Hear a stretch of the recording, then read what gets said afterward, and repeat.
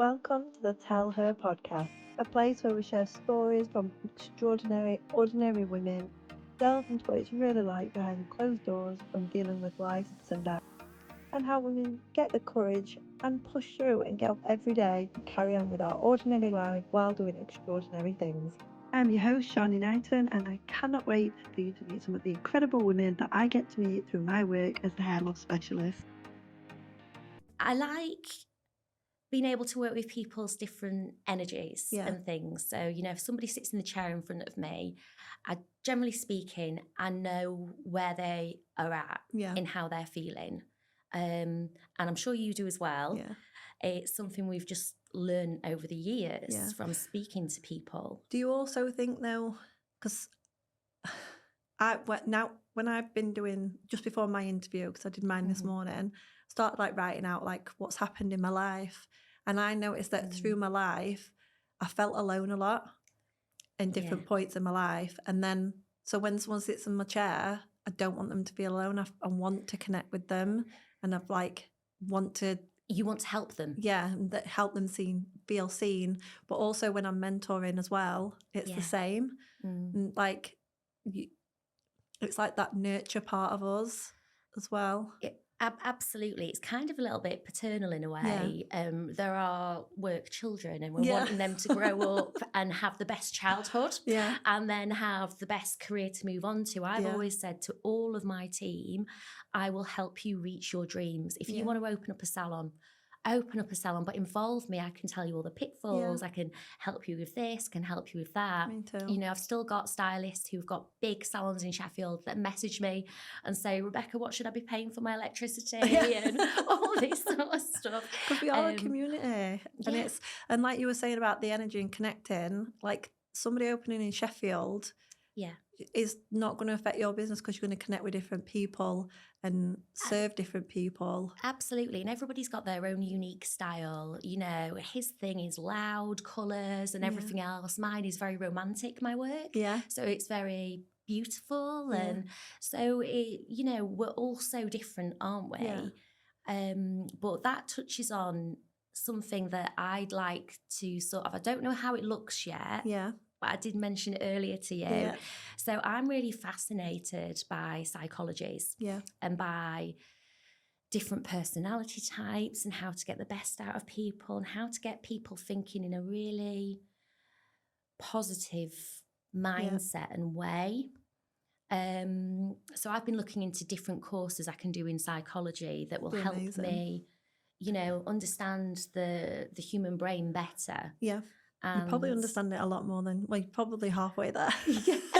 Well, I think we are in our industry, aren't we? We hear so many stories and stuff, and people confide in you about so many really delicate things. And, it's an honour, isn't it? It definitely is. And to be trusted with that information. And I was saying earlier that it's really strange as a hairdresser that you can spend that period of time with somebody. They can tell you their deepest secrets or things that are worrying them, and when they leave it's like a part of the brain just locks it away, and then you forget all about it, and then the next time they walk through you're like, okay, we need to catch up. Pick up on where you were. But it's weird how our brain allows us to lock that away and then pick it back up. I think it's so bizarre, and this is why I feel like hairdressers would make amazing counsellors and things, because we have this ability, because we see so many people, we have to learn to safeguard ourselves. So we become really great at parking boxes in different places and then unpacking them for that client when that client comes in. Do you think that's a skill you've learned, or do you think you've always had that skill to be able to do that? To be fair, I think a little bit of both. Yeah. I think I've probably always had that skill, actually. Yeah. But it's only strengthened in our Okay. Do you think that if somebody's not able to do that, they're going to struggle? Yeah. They're going to really struggle because, certainly if they manage to get a connection with a client. Yeah. If they don't get a connection with a client and it's like a conveyor belt or whatever. Yeah. And maybe they're not as big an empath as we are, then perhaps it doesn't affect them. Yeah. Maybe. But I think it's a different kind of hairdresser. Yeah. Yeah. Yeah. Very different. Yeah. So I like connecting. So I have to have that skill, otherwise it will make me not well. Well, that's because you're a really beautiful soul. Thank you. You too. and that's what makes the difference, because you actually care. Yeah. You know, I think there's a lot of people out there who maybe don't. I don't know. They're able to just do it as a job. Yeah. And I don't know which one's best. It's very different for my industry. I think in general hairdressing, it's probably is easier to not have a connection. But when you start specialising, and I spend so much time with a client, and because I'm part of like a journey, I think it's a skill that you need to have to do what I do. Absolutely. Otherwise, you're not really going to work ethically, because you're only going to see the service. Yeah, but it's more than a service. It's like a whole experience. I suppose it is whenever you sit in a hairdresser's chair, I just find, but I don't know if that's as I've changed like specialities in my industry, or as things have changed in the industry, that people don't want the conveyor belt anymore. Or is that still happening in salons?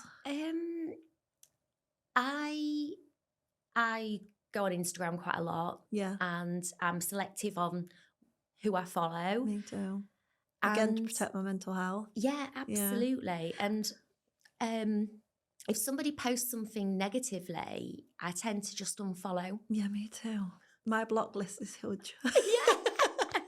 I'm all about hairdressers that support each other. Yeah, me too. People who will work with one another, offer tips like, oh, that colour's amazing, what colours did you use?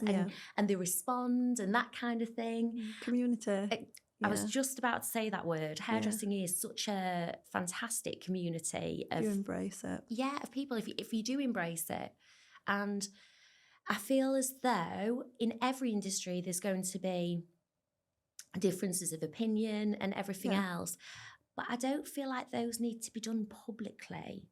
You know, if you disagree with the way somebody's doing something, or have a difference of opinion, if your opinion's asked for, then with pleasure give it. But give it in private and do it constructively. Don't shame people.